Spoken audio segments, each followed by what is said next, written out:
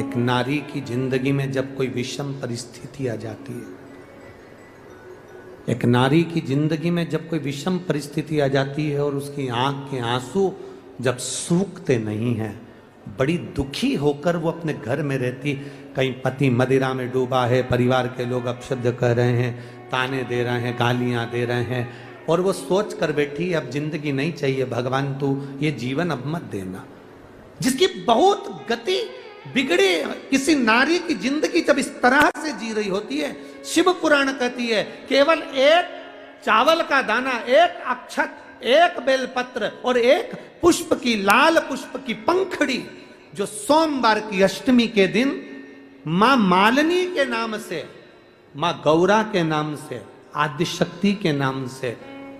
3 नामों का स्मरण कर कर मालिनी,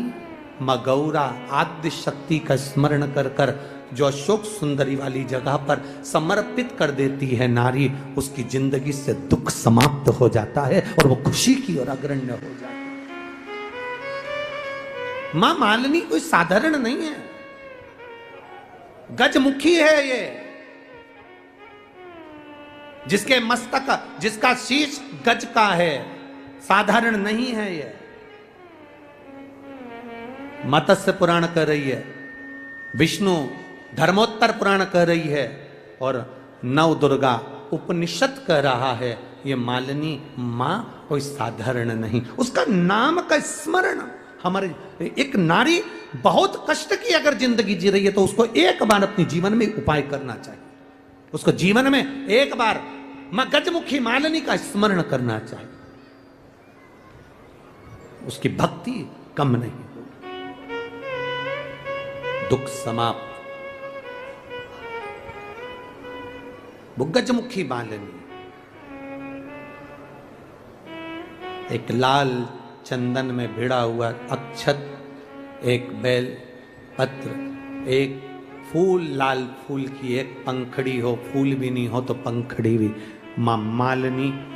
गजमुखी को जब दिया जाए तो वो सुख प्राप्त करती है। सुख,